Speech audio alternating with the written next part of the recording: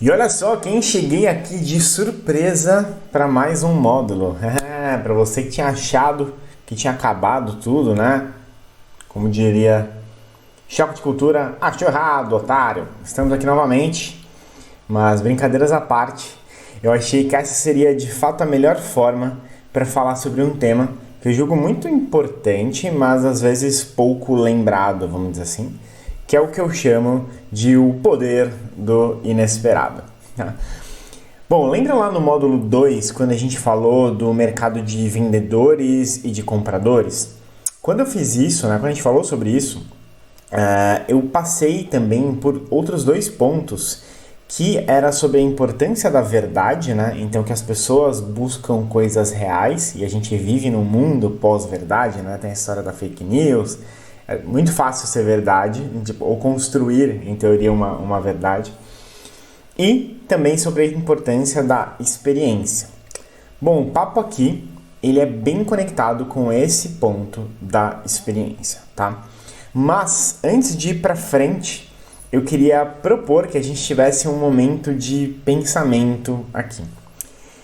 Eu quero fazer um exercício com você, tá? Então é o seguinte, eu quero que você pare e que você reconstrua na sua cabeça o seu último ano, tá? Então, tipo, como foi seu último ano? Tenta lembrar de todo o seu último ano, tá? Ano de 2020, nesse momento. Bom, a gente tá gravando isso aqui em fevereiro de 2021. Então pensa aí no ano de 2020 ou nos últimos 12 meses, tanto faz, tá? Pra mim, tanto faz. Mas eu quero que você tente reconstruir esse ano, ou esses últimos 12 meses, ou o ano de 2020, dentro da sua cabeça. Enquanto isso, eu vou tomar uma água para você pensar. Mas você pode até pausar aqui para pensar caso você queira. Eu vou enquanto toma uma água, eu deixo aqui para você pensar e eu já volto para a gente continuar o nosso papo.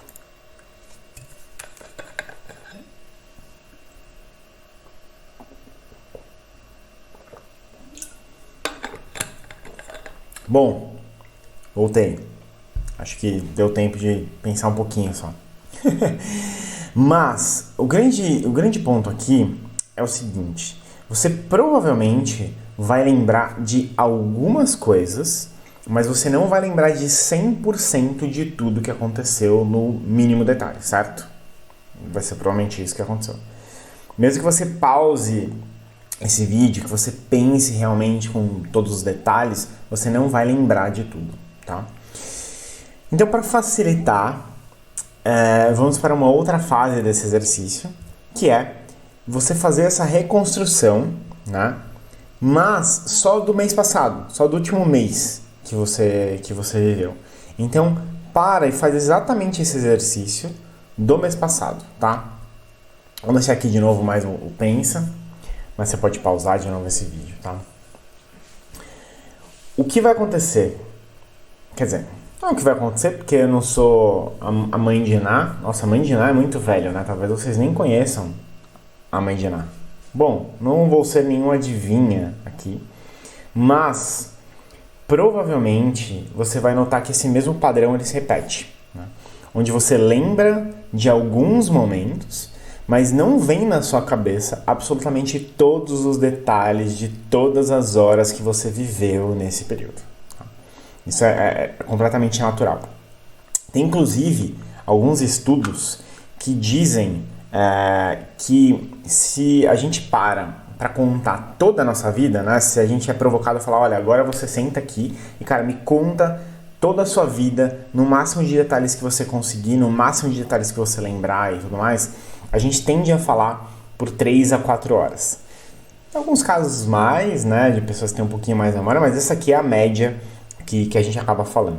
E aí eu fiz uma continha muito básica aqui para entender o quão isso quanto isso representa na nossa vida, tá? Apesar de eu ser, né, de humanas, eu gosto também de exatas. Então, um dia tem 24 horas, certo? E no ano a gente tem 365 dias. Então, em um ano a gente vive 8.760 horas. É muita hora, tipo, é muito tempo, né? Por mais rápido que pareça que isso tem passado, né? É tudo isso que a gente vive num ano. No meu caso, né, eu tenho 32 anos. Então, eu já vivi, tô fazendo uma conta bem padoca, né? Porque eu teria que contar dias depois dos 32 anos, etc, etc.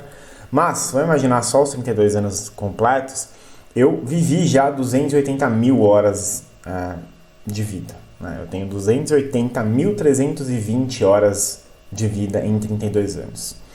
Agora imagina que se eu paro para contar todos os detalhes de tudo que eu lembro da minha vida, eu vou falar por 3 ou 4 horas. Isso significa que de fato eu lembro de 0,001% da minha vida. E esse número ele tende a piorar conforme o tempo vai passando. Porque se eu com 80 anos lembrar de 4 horas, esse número ainda é menor. Né? Então, a gente tem uma lembrança muito pequena de tudo que a gente vive, né? De tudo que a gente já passou. E aí a gente tem que pensar, né, o porquê que isso acontece. O primeiro fato que existe, né, e a gente não pode negar, é que o nosso cérebro ele é extremamente preguiçoso. Né? Então a grande diferença entre o nosso cérebro e o bichinho preguiça, esse aqui inclusive é o Fast da Zootopia, e eu amo esse personagem, é que o bichinho preguiça é fofinho. O nosso cérebro não é fofinho. Ele é, inclusive, bem feio, né? É nojento em alguns aspectos. Essa é a grande diferença do nosso cérebro para um bicho preguiça. Então, o nosso cérebro ele faz o mínimo de esforço. Ele tenta fazer o mínimo de esforço possível, tá? Porque, apesar da nossa evolução, né, como espécie, como humano, a gente traz muito dos traços do cérebro lá do passado, que é o cérebro reptiliano, né, que a gente escuta. Então, o nosso cérebro está sempre tentando economizar energia para que ele possa reagir em momentos de perigo, né, que é exatamente o grande foco do nosso cérebro reptiliano, que é sobrevivência, basicamente. Né? Uma outra coisa que a gente tem é que a gente tende a lembrar dos momentos mais relevantes ou então dos momentos mais marcantes.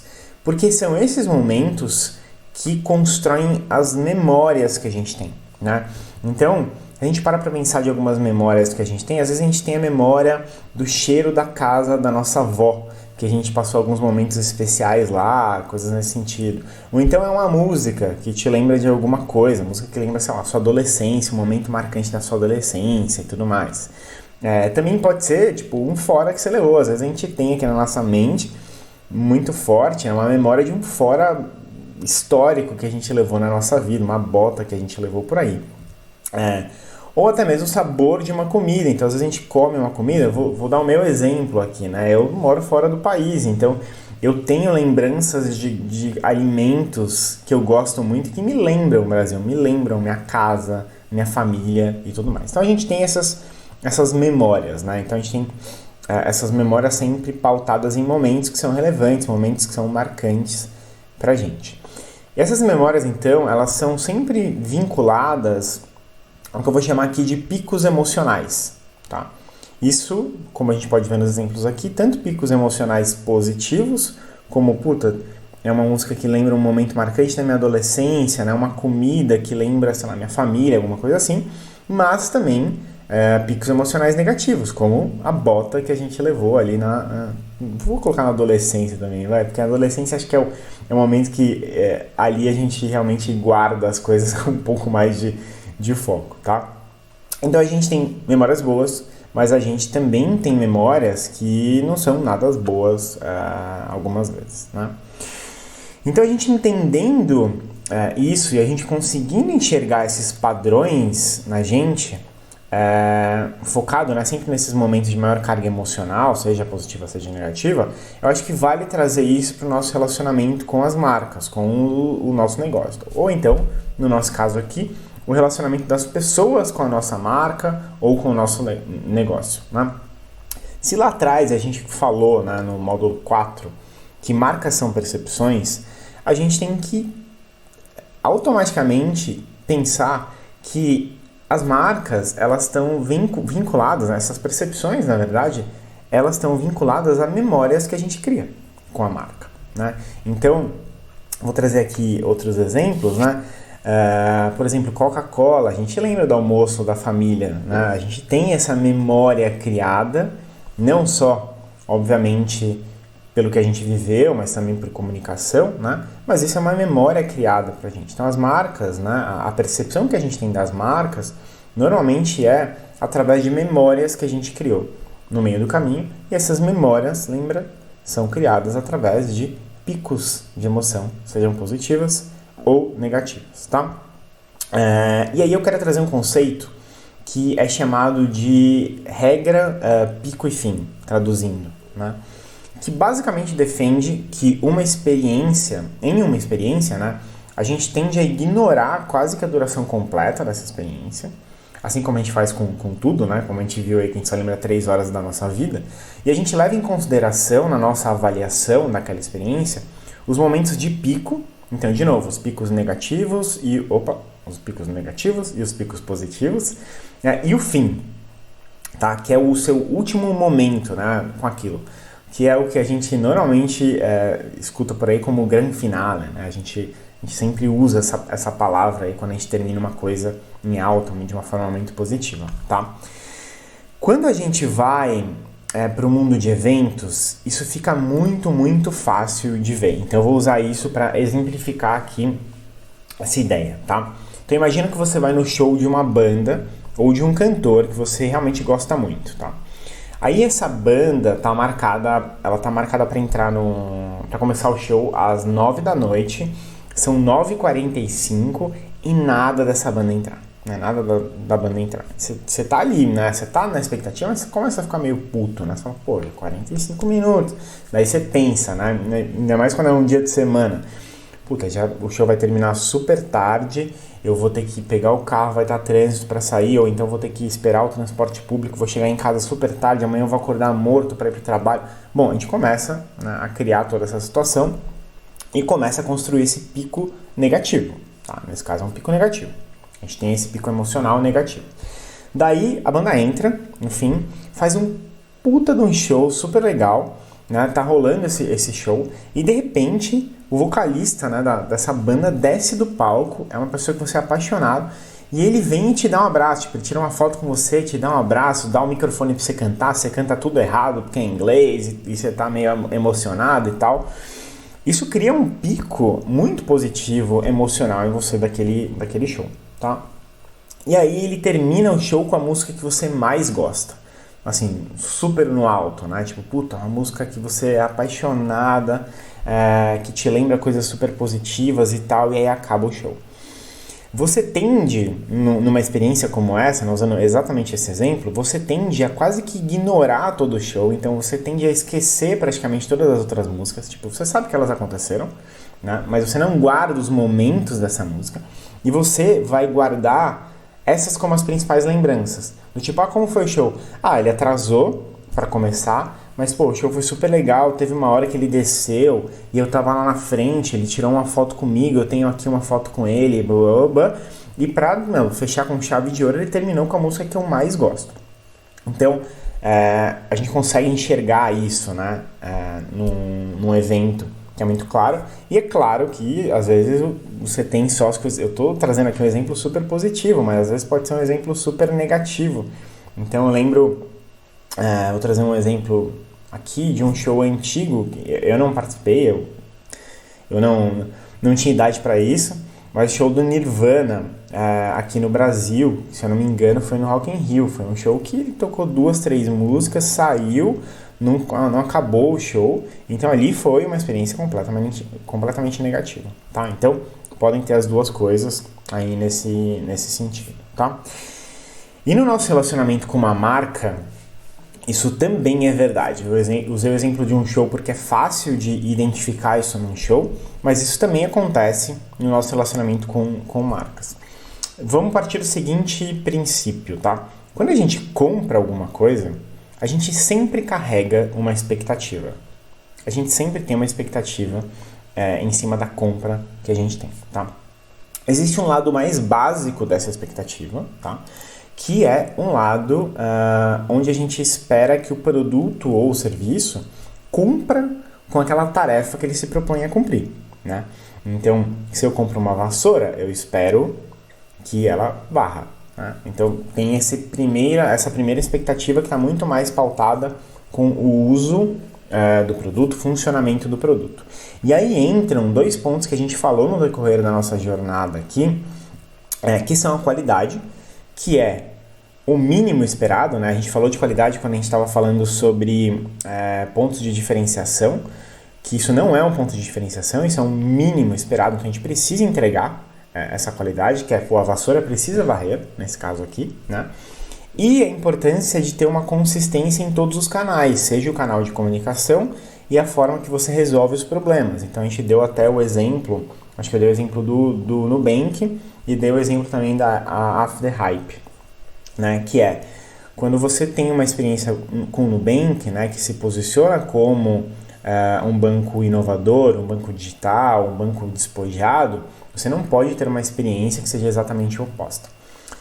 Esses 2 pontos aqui, juntos, eles criam a estabilidade na sua experiência, vamos dizer assim. Então, ele mantém a sua experiência estável.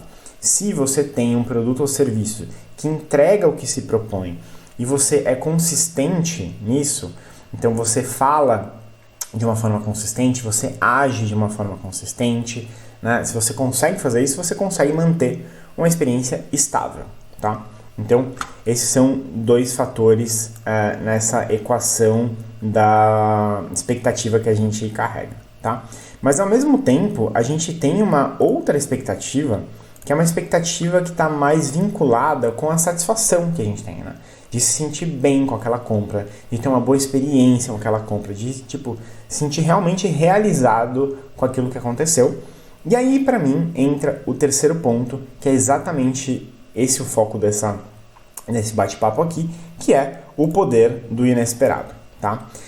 O inesperado nada mais é do que você surpreender a pessoa com algo que ela não espera. Extremamente óbvio, eu sei, mas às vezes o óbvio precisa ser dito, né? Então aqui eu tô falando desde as coisas mais simples até as coisas mais complexas, né? Que é basicamente qual é o tipo de ação que você pode tomar de maneira realmente intencional para você criar picos emocionais no decorrer da experiência do seu cliente e criar memórias na mente dele, né? Então, é só a gente pensar que quando a gente entrega qualidade, a gente entrega uma consistência, a gente está entregando uma base estável. Agora, a gente precisa implementar uma coisa a mais, né? A gente tem que colocar mais um aspecto para que a gente consiga criar esses picos. Claro, sempre tentando de maneira intencional criar os picos positivos, mas os picos negativos também podem acontecer e a gente precisa ter noção disso. Então, às vezes é uma ação que a gente cria, né? Então eu vou dar alguns exemplos, na verdade, né? Aqui. Quando a gente para pensar como eu posso surpreender e criar esse pico emocional, podem ser coisas super simples ou super complexas, tá? Então, algumas ideias só pra gente exercitar aqui junto, tá? Às vezes você compra algum produto físico e ele vem com uma cartinha escrita à mão. Isso daqui, ele cria um pico emocional. Para algumas pessoas, esse pico emocional pode ser positivo. Na verdade, a grande maioria é positivo. Mas pode ser para alguém, olha, isso aqui é super caseirão. Eu esperava uma empresa super premium, etc. Não era isso que eu esperava, tá? Mas é uma ideia que a gente tem aqui. Ou às vezes, quando você compra algo e ganha adesivos da marca. Aqui, onde a gente mora, tem um restaurante, que na verdade é uma hamburgueria, que tem uma comunicação super despojada, e quando eles mandam os hambúrgueres, eles mandam com adesivos, e são adesivos super legais, assim, tipo Burger Love Club, coisas nesse sentido, assim. Então, é uma coisa inesperada que eu recebo ali, e é super simples. Ou então, quando você vai numa reunião, aí estou me colocando do lado na lembrança de cliente, né, quando eu trabalhava em marca, mas quando você vai numa reunião e você tem um pão de queijo super quentinho, gostosinho, um suco ali na sua frente, de um sabor que você gosta, etc. Isso é você entregar uma coisa inesperada. Você vai esperando uma reunião e você chega lá, você tem uma experiência completamente diferente. Às vezes você tem, sei lá, vários tipos de cafés da Nespresso para você escolher, coisas nesse sentido, tá? Eu lembro, inclusive, aqui, eu quis trazer esse ponto, de toda a reunião uma surpresa, Tinha uma empresa parceira, na época que eu estava na ASUS, que toda reunião que a gente tinha, eles traziam um doce. Então, eles iam até... Que aqui é o caminho oposto, né? Normalmente, o pãozinho de queijo é quando você vai até o escritório de um fornecedor, de um parceiro, e tem isso lá.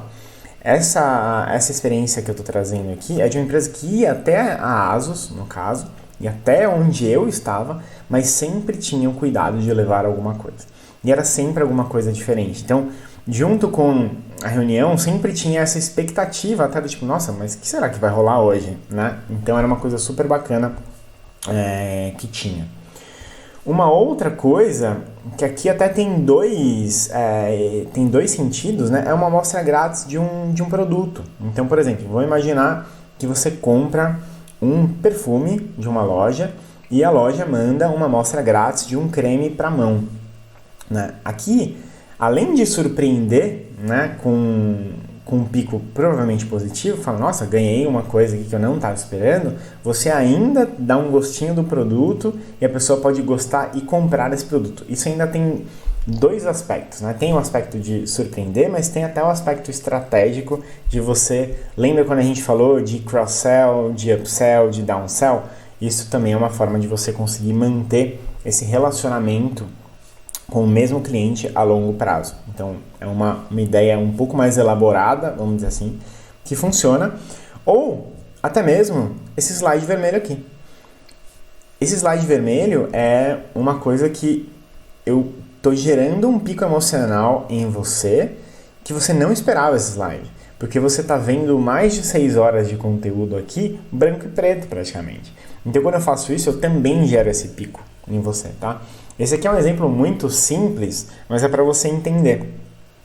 Isso é uma coisa que eu, vez ou outra, tento trazer, não de uma maneira tão intensa assim, mas eu tento trazer quando eu estou me comunicando ou quando eu estou gerando conteúdo dentro do Hub. Às vezes eu tento criar uma coisa que é fora do padrão para realmente dar esse pico, né, essa energia, porque normalmente quando acontece esse pico de energia, né, esse pico de emoção, você volta a atenção para aquela coisa. Então, quando você recebe uma cartinha ali, você volta a sua atenção para essa cartinha. Você foca naquilo, você lê aquilo, né? Quando você recebe, quando chega com um docinho novo, você realmente se reenergiza, né? Você volta com a atenção para aquele ponto. Então, essa é uma coisa que eu gosto bastante de pensar, até mesmo no conteúdo, que é uma coisa mais simples, mas é para você entender aqui o poder realmente de trazer uma coisa inesperada. Então, eu queria trazer, para a gente fechar esse módulo especial, esse módulo surpresa aqui, a gente ter essa provocação, né, de como eu consigo sair do script padrão, trazendo humanidade, trazendo espontaneidade, para desse jeito eu conseguir construir e provocar, né, memórias na mente das pessoas que estão do outro lado, né, e uma experiência onde você consiga criar picos positivos e também um final satisfatório. Então sempre lembra daquela lógica dos picos e pico e fim, né? Então como você cria picos positivos e como você tem um final satisfatório, né? Às vezes, quando alguns dos exemplos que eu trouxe, né? Então, por exemplo, a cartinha, às vezes ela é um final satisfatório, né? Ali, o brinde, ele é um final satisfatório. Então, você pode criar, dependendo de como foi desenhada, né, a experiência do seu cliente, todo o fluxo, o ciclo desse cliente, você ter esses cuidados de como sair do script. De novo, como a gente consegue, agora entendendo a lógica, sabendo do essencial, como a gente consegue desafiar isso, né, e sair do mais do mesmo e criar uma coisa completamente diferente, completamente positiva, tá? É claro que, apesar da gente tentar criar uma coisa sempre positiva, a gente não tem como ter 100% de certeza que vai funcionar com todo mundo, porque as pessoas, elas se importam com coisas diferentes e têm reações diferentes às coisas. Mas, quando você começa a provocar esse inesperado, você certamente vai receber os feedbacks e você vai aprendendo com esse feedback e você vai ajustando o que tiver que ser ajustado, tá? Então, era basicamente isso que eu queria falar para você sobre o inesperado. Eu acho isso um ponto muito relevante em uma estratégia. E eu deixei realmente ele por último, primeiro para ser o inesperado também para você, para que você não estivesse esperando esse momento e ele chegasse, mas também porque agora eu acho que você já tem toda a noção e talvez já tenha inclusive desenhado uma estratégia e tudo mais, e agora que você já tem tudo isso pronto, executando, testando, fazendo com autonomia, você consegue colocar mais essa camada do inesperado, porque eu não queria trazer isso no meio desse processo para você se perder, vamos dizer assim, para você começar a focar de o que eu posso fazer a mais e você esquecer de fazer a base aqui. Então por isso que eu quis trazer ele por último. Mas como a gente acabou de falar sobre picos e fim, para a gente terminar de verdade o nosso percurso aqui no Think, eu decidi convidar, na verdade, duas pessoas muito bacanas para um bate-papo, onde a gente falou de alguns assuntos que eu tenho certeza que podem te ajudar nessa jornada. Um dos assuntos é a comunicação escrita, então como a gente consegue trazer para a comunicação escrita também a clareza e tudo que a gente conversou durante a jornada aqui como um todo, e como a gente pode expandir os nossos canais de comunicação de uma forma saudável e de uma forma estratégica. Então eu espero que vocês gostem desses papos surpresas. Não vou falar quem são aqui, você vai ter que entrar para ver, mas eu espero que você goste da mesma forma que eu curti fazer. E agora o Think acaba de verdade, tá bom? Então um beijo, um abraço para você, obrigado por estar aqui comigo.